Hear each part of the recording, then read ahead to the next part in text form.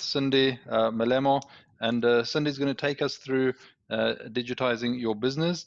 As you've heard there from Godfrey, she's got a lot of experience in this space. This is where she specializes, and we look forward to hearing from you, Cindy, on sort of your journey and how you've gotten to where you are. And if you don't mind, we'll jump in and ask questions as we go along. But for the moment, if we just ask you to sort of, I guess, take the lead and let us know your thoughts on digitizing your business. Okay, all right. Thank you very much for having me. So, like Godfrey has introduced me, that is my line of work. I am currently the president and the founder of Woodtech Botswana, which is Women in Technology, where we're trying to bridge that gender parity within the technology field because it's mostly male dominated.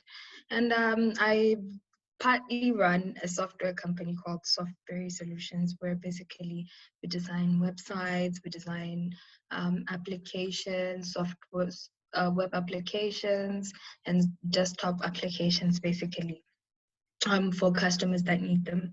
And then currently I'm in Rwanda. I am currently working with UNICEF Rwanda, where I am currently supporting the technology for development unit. So what technology for development basically is using technology to develop a country or a certain place. So there are different initiatives that you can apply technology to. Since UNICEF has quite a number of units such as child protection, education, health, we look at different ways in which we can apply technology within those sectors in order to help UNICEF deliver better results for children. So that is currently what I do at the moment, and working on other different projects as well that I will share in the future. So why digitizing for business? Digitizing your business, sorry. Recently during the COVID-19 situation, I think a lot of people got an opportunity to wake up and realize that there is a lot that needs to be done, and you are not safe or secure operating from an office or having the traditional way of doing business. A lot of businesses ended up being forced to shut down or have to change the way they operate. So I sat and looked at the digital space and thought, but if these people had initially also ventured into a digital way of doing business, they would have really, really still continued operation without having to completely shut down and lose business. And today I just wanted to share different ways in which entrepreneurs can actually use this opportunity to digitalize their business, so that if it ever happens that we go through another outbreak, at least they know that they're still able to operate on a digital place. Is there any question before I continue? I think that just from my side, I think what you're saying, listen, is really, really important. I think it's a realization, and the number of webinars that we've been on recently are saying the same thing, that really the world has shifted, and particularly from an African perspective, where we were probably lagging behind. And I think in South Africa, if you look at the government's push and drive for technology, it hasn't really been very strong. If you look at how they're handling 5G, that they've almost left it behind. And this now, I think, has woken up and driven the need. And also, I read an article yesterday where they're talking about the need now, or the recognition that the fiber optic cables and the internet has been put into the CBDs and into the business hubs, but the home infrastructure is severely lacking, which is why we're struggling. The internet usage now is much higher at home rather than in the business, because of the COVID-19 sort of situation. So I think that's really interesting, and I think also just something that you will probably cover, but also relevant. If you're saying there that you've got businesses that if they had digitized previously, they wouldn't have been as stuck as they were. but I see a lot of businesses are struggling still, even now, with not not necessarily just how to do that, but the business case, because there is quite a significant investment and learning curve up front. So I don't know if you wouldn't mind touching on sort of how you overcome that, particularly with when you're dealing with people who are perhaps maybe a little bit older, not as used to technology, or actually just they do it because they have to, not because they necessarily want to. So that's from me. Thanks. Yes, that's one of the biggest challenges that we always highlight when we're at WUTEC Botswana, that one of the biggest challenges we have as Africans is that we do not have access to technology. Yes, technology is there, but accessibility to an African is at a really low rate, which is one of the biggest challenges that we need to address, especially as entrepreneurs, because an entrepreneur's point of view of the world is to be a solution provider. So that's true. That's one of the things I wanted to touch on. The first thing that you need to do is to first learn. Learning is important. Knowledge is power. So you need to learn what tools are there, what technologies are there. And after you learn, you need to teach as well. You learn and teach. You teach your community, you teach your market what you have or what is currently in place. A lot of people rush to develop a phone application, but they don't realize that the end user, how is the end user going to interpret it and be able to use that app with them. So normally I would advise that people see the market first and develop from a market's point of view. So if you want to digitize your business, the first thing you need to do is you need to learn how you can digitize it. There's so many free platforms, technology platforms that you can use. For example, something that everybody has, Facebook. I know a lot of people don't even know that you can actually run a full-fledged shop on Facebook, on your Facebook page. People can it works like an e-commerce site, but you're using Facebook. People can place orders, people can purchase from your Facebook and pay you using Facebook. And all you'd have to do is worry about what? Deliveries. So a lot of people had to close down and they rushed to, oh, we're losing money, but they lost an opportunity, which was what? Using Facebook as a way of continuing business, yet they're not there, they're not physically at the stores. And another thing, if you're gonna use these free tools, you're cutting out on one of the biggest costs of running a business, which is rent. A lot of people usually struggle with paying rent. And if you take your business onto a digital landscape, you actually cut out on the cost of rent. So whether it's a website, whatever you're going to be paying for your website cannot equate to what you would be paying for your rent money. It's much cheaper. So one of the advantages of digitizing your business would to pay rent. To move it to a digital landscape, sorry for that, and reduce costs on rent. Another thing that is very, very important is that you need to move out of what you know. A lot of us, we usually target the people around us, and we tend to forget the people on the outskirts. We basically limit our market. And digitizing your business gives you an opportunity to reach markets that you didn't think of or that you didn't know that they existed. For example, today you can have a product I'll give an example with something that's quite in demand in China that most of us Africans have. These woven baskets that we use especially in home villages where we store stuff, and they're made out of they're weaved using a certain plant. Those baskets right now in China are in high demand, but they cannot get access to them. They do not have access to them. And here's the challenge. It's because most of the businesses that sell these weave-in baskets are not on a digital landscape, and they're limited to their own area, to their own place. That way they are unable to reach out to markets like in China.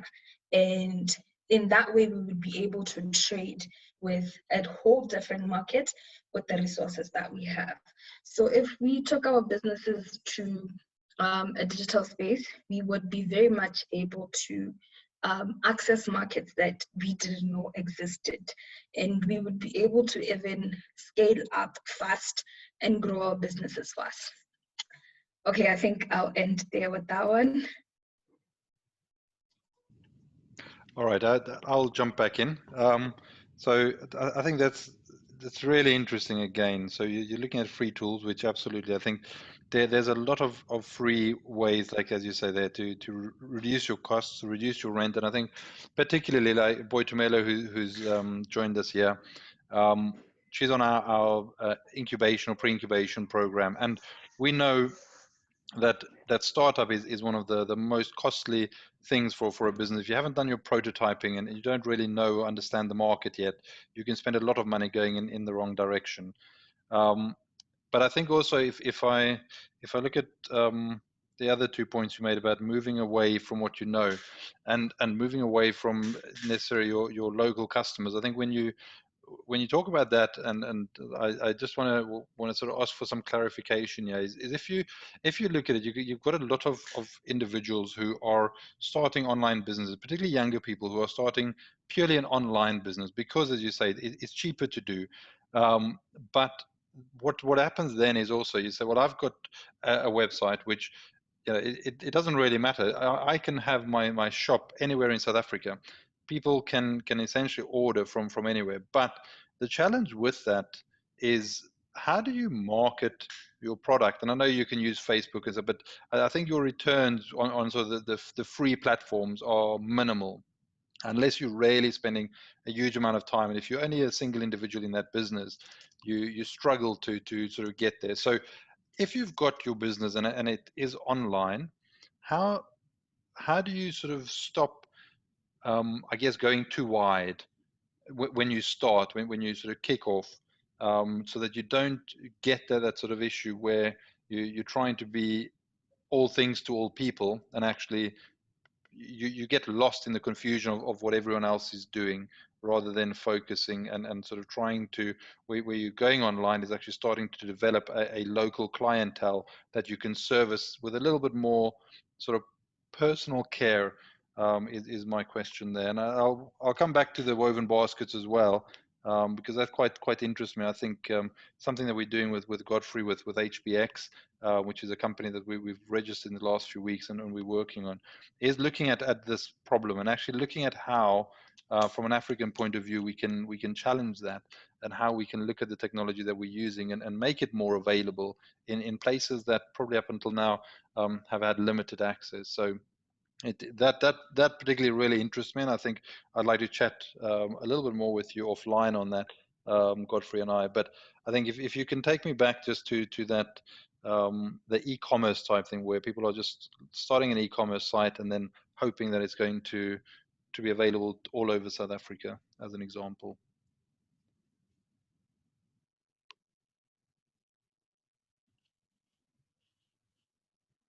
Cindy, I think you're still on mute. Cindy? Cindy? Oh, Cindy has dropped off. Must be something I said. No, that's fine. I'm sure she'll join back. But it's an interesting one, I think. Very interesting. Tlamelo as well from your side. If you look at that, there's really interesting challenges. Yeah, I spoke to someone else who looking at the drop shipping side, and it's very tricky because drop shipping, you can set up a website if you have the tools, or you can do Shopify. That's also fine. You can sell someone else's product, so you don't even need to have your own product there. But you still need to be marketing somewhere. You still need to be going somewhere to get this done. So it's an interesting interesting challenge that we're facing. Yes, Andrew, totally. And I think there's two parts to it. There are like there's people who aren't very much open to technology and still want to do things manually. And there's also people that want to think it's easier, or which it is, like in my opinion, to do everything. Like for example, um, in the promotional products industry, some companies would prefer to go online, pick whatever they want, upload their artwork, pay online, and then that's it. Wait for their order, wait for the fulfillment of their order. So it's thinking about how to cater to all of those people. And I know what I've started to test is Facebook Shop. So if you go onto Bala Box's Facebook page, we've added just a few items. But as I said earlier on in the week, is that we need to think about how we're going to be able to add, as many products as possible. As tough as it is, because of there's so many different products that we can add. Yeah, I know, and I see Cindy's just about to join back, so I thought I'll finish quickly. But I think Boitumelo, if you're going to have Hello. hi, Cindy. Yes, Hi, Cindy. sorry. That's Okay. fine. That's fine. We've just been carrying on our conversation as if you've never left, so that's all good. I just want to quickly just make one comment to Boitumelo quickly, and then I'll hand back to you, Cindy. Is Boitumelo, Okay. if you have a look, I don't know, I think you are running on WooCommerce. There is a WooCommerce Facebook plugin that allows you to literally link your WooCommerce catalog to your Facebook page, your store, so that any product that you actually have listed on your WooCommerce site automatically gets updated onto Facebook. So that's something that's quite novel, and it saves you a lot of effort of having to keep the two in sync. So just something to look at, and I'm happy to talk further about that offline. But now let's go back to Cindy. So Cindy, did you get sort of all of my comments there? Cool, thanks. Okay, may you kindly go through them again? Sorry. No, that's fine. I think the main one was really the question of people who are literally now setting up just an online store, and how do they focus on a particular market when you look and say their store, because it's online, it's available to the world, right? And so as a small business owner, if you have a store, your customer is local, so you can advertise in the local newspaper, you can advertise, you can walk around and see people. But as an online store, a brand new online store, how do you sort of do the same thing without trying to be all things to all people, and trying to run a marketing campaign across all of South Africa with a budget that really only sort of allows you to market locally? Okay, firstly, I think the most important thing is you need to be innovative with marketing. I think already a lot of people get tired with TV adverts nowadays. Not many people actually open newspapers anymore as before. Yes, people do open them, but not as before. Nowadays, you need to go where the people are. Firstly, social media. And even the way you approach your social media when you're marketing your online store or any product that you may have, you need to be very innovative about it. Use the people around you. That's the first thing that I would recommend. For example, comedians, there are local comedians that are there. They can add social, especially the ones that actually are social media comedians, where they put their comedy on social media. That's another way in which you can target it. Somebody recently shared a method with me as well that I feel really would work. Volunteers, they're people that actually want to do something. So you can actually tell them, okay, volunteer and help me market my product. They can go door to door. If you have a phone application, they can actually go to somebody, teach them how to install the phone application, and also show them how to use it as well. In that way, you're covering two things. You're marketing and you're also teaching your market in order to use your product, which really cuts out a lot of things. if you want to reach out international markets, you need to what they like and what they particularly like. So you need to invest in your research on that. For example, I cannot say I'm going to advertise on Facebook in China when Facebook is not even allowed in China. So I would need to know what platform do people in China use. I can't even say I'm going to use WhatsApp in China because it's not allowed. They use WeChat. Okay, if I have WeChat, how can then I um, advertise my product? What are the best ways to advertise your product? So you would need to learn that as well. That's very important. And like you said, you want to start by attracting your local market first, you need to understand what they like and how you can approach them. Most people don't really nowadays read banners or posters as much. I usually tell people believe in what they see. So if you want your product to be seen, you need to show people what your product is about.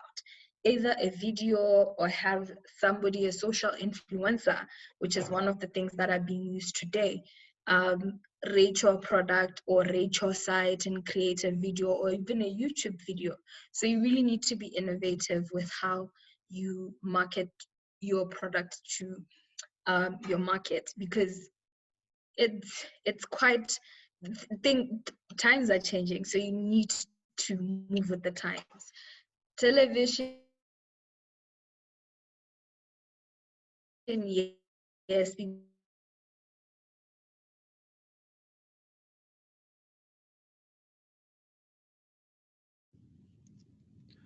Oh, Cindy, your signal is breaking up again. We've lost you there. Are you still with us? Okay, we've lost Cindy again. She is coming in from Rwanda, so as we were discussing there. Oh, there we go. You're back. Hi, come on in. Carry on. Sorry. Yeah, I was saying I was done with what I was saying. Okay, perfect. Great. All right. Okay. So I see that there's obviously a few other people on the phone as well, so or on the chat. So Godfrey, Boy Tlamelo, and I see we've got another guest on the Howie phone. Any questions or thoughts from yourselves for Cindy?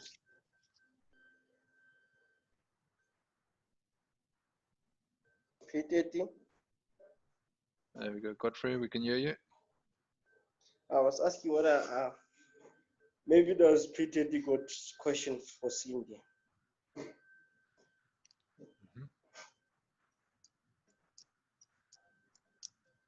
Okay.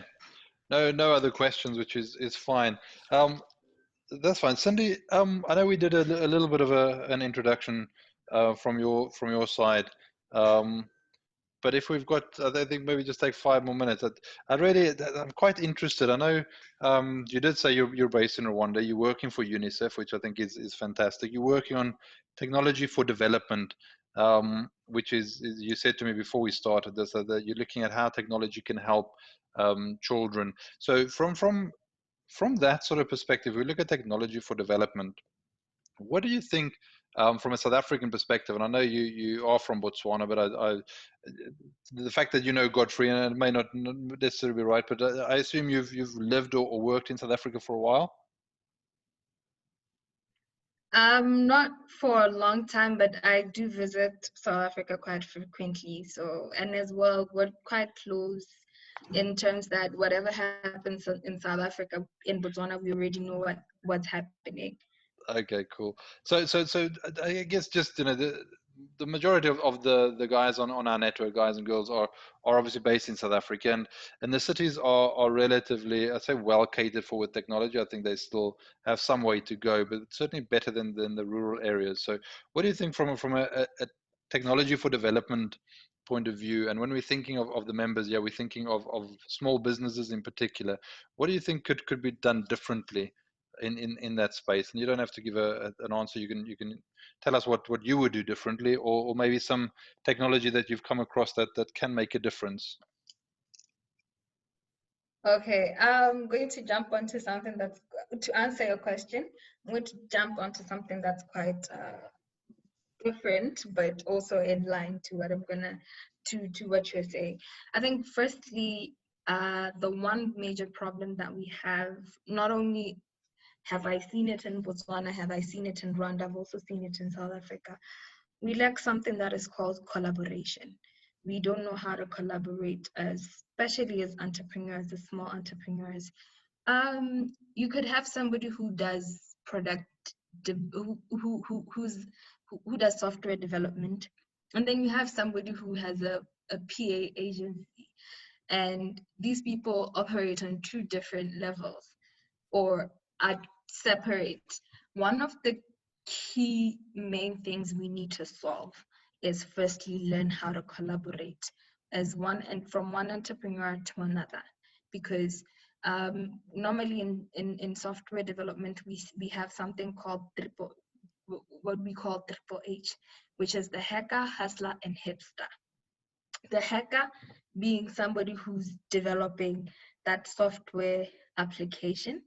And then the hipster will be your designer, your graphics designer, the one who will make the product look pretty. And then your hustler would be the one who would be selling your product.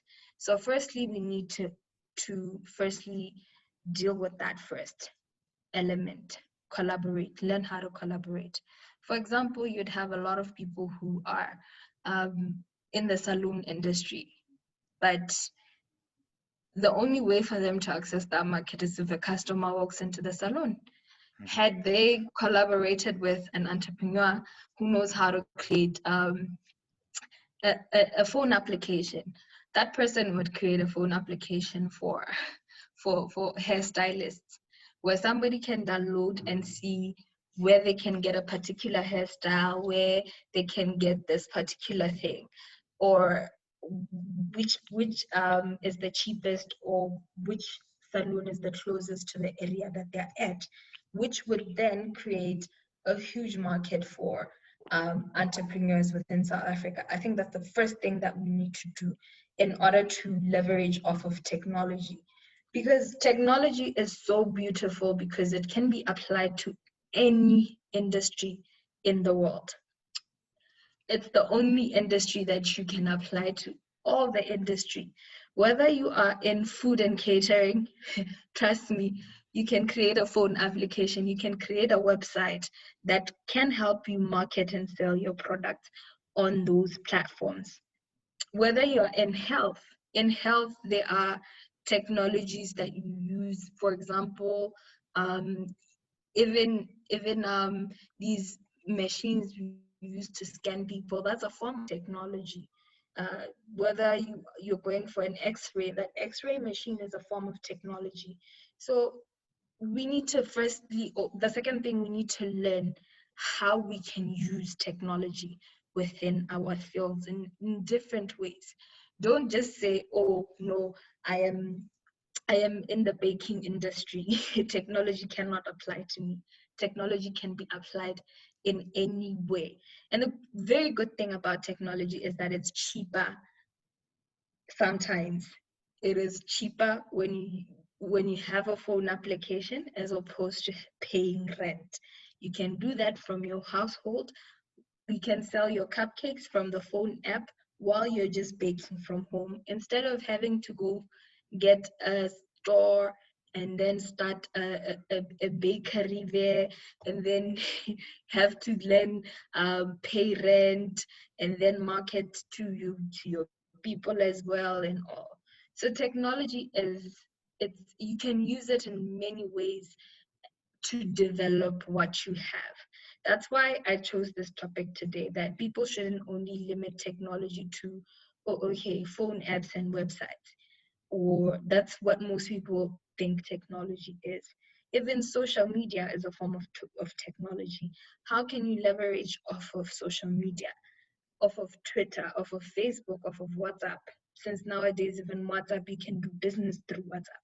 So it's it's something that we also need to do, learn how we can apply technology into our different fields.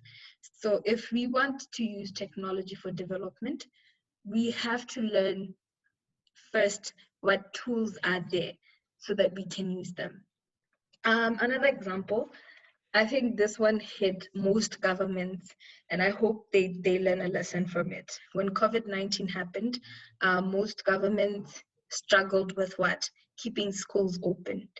But for the longest time, there's always been educational technology, which in this case, in well-developed countries, they're still able to teach students even though they are not in school physically.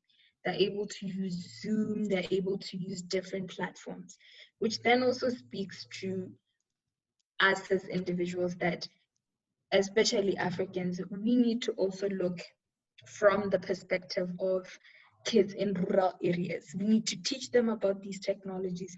We need to offer them these platforms. We need to also give them the laptops, the devices in order to connect and learn and continue learning. So that's another way we could apply technology for development. I think if there's any question, I'm free to answer. I've got a question, Cindy. Yes, please. Wow, I love how you explained the Triple H concept. I think I've never seen it that way, that you need the hacker, the hipster, and the hustler. You've put it really, really well. I just want to find out, do you think that these would be like the top three when you're starting out? Because there's other things that you focus on in the business. Especially if you wanted to go online, there's also accounts, there's legal, there's admin. So would you say that the top three would be what you described as the hacker, hipster, and hustler? Okay, for the hacker, hustler, and hipster would mostly be for your product on a product basis. Mm-hmm. Of course, you need the admin and finances are one of the most important, even the legal as well. You should include them. But from a product perspective, you need to first understand that you need to address the hacking first, which is the development of your product. You need to understand also the hipster, which is how your product is going to be packaged and to be received in the world. I know also in web development, you don't just design a website anyhow. You need to also pay attention to the colors, if the color matches the logo, if the content is too much, and you can end up losing the interest of a user. So you have to pay attention to the design of the product too. And then the hustler is the person who's going to sell your product to the people. That will be your marketer and stuff. Because marketing is a very important thing, because if you do not, most startups don't understand this. They don't understand the need of a hustler, because the hustler is the one who's going to take the product to the people, the product to your market. So this one is also a very important one that you need to have. So I'll give you advice saying, focus on the admin, the legal, and the finances, but also pay attention to your hacker, your hustler, and your hipster. In fact, the hacker is not as important as the hipster and the hustler, because with a product, you can develop it as you go, getting feedback from people that, okay, no, we don't like this particular button on that app. We don't like that this does this and that. And then you can change it as you move. But firstly, you need to catch the eye of the consumer. Then you also need to take it to the consumer. So that's how I would answer it. I think also